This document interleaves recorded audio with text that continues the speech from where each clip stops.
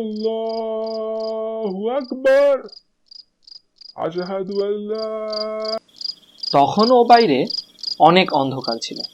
ঝিঝি পোকার ডাক শোনা যাচ্ছে প্রবলভাবে। লোকটি এই অন্ধকারে ঠিকমতো কিছুই দেখতে পারছে না। এরই মধ্যে একটা কাদায় হোঁচট খেয়ে পড়ে গেল। আমার জামাটি তো ময়লা হয়ে গেল, আমি তো অপবিত্র হয়ে গেলাম। এই জামা নিয়ে নামাজ পড়লে তো আল্লাহ তাআলা আমার নামাজ কবুল করবে না।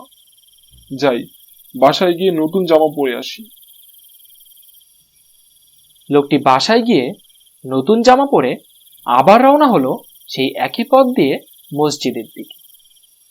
হঠাৎ লোকটি আবার সেই কাদায় পড়ে গেল। এতে করে তার জামাটা আবার ময়লা হয়ে গেল।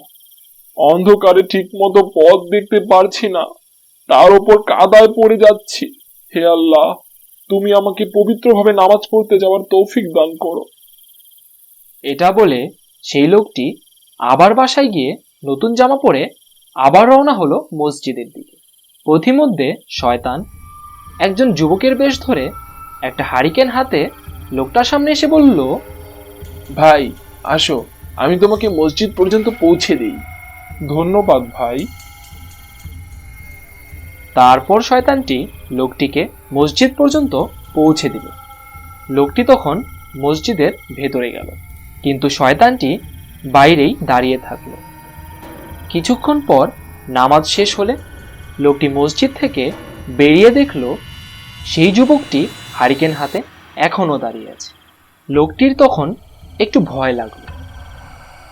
আপনি কি আমার জন্যই অপেক্ষা করছিলেন? হ্যাঁ, কিন্তু কেন? আর এখন তো প্রায় সকাল হয়ে আসছে, রাস্তাও মোটামুটি দেখা যাচ্ছে, তারপরেও আপনি আমাকে হারিকেন দিয়ে পৌঁছে দিবেন? হ্যাঁ অবশ্যই, কিন্তু কেন? আপনি যখন নামাজে যাওয়ার সময় প্রথমবার হোঁচট খেয়েছিলেন, তখন আল্লাহ তাআলা আপনার সব গুনাহ মাফ করে দিয়েছিলেন।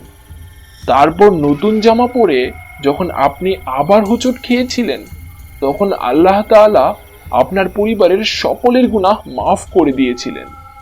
তখন আমি ভয় পেয়ে গিয়েছিলাম, কারণ যদি আপনি আবার হোঁচট খেয়ে পড়ে যান এবং তার বিনিময়ে যদি আল্লাহ তাআলা পুরো এলাকাবাসীকে মাফ করে দেন, তা আমি কিছুতেই হতে দিতে পারি না। তাই তখন আমি হারিকেন হাতে আপনাকে পথ দেখিয়ে মসজিদে নিয়ে গেলাম এবং পথ দেখিয়ে মসজিদ থেকে নিয়ে আসলাম। আপনি কি শয়তান? হ্যাঁ, আমি শয়তান। শয়তানটি তখন অদৃশ্য হয়ে গেল।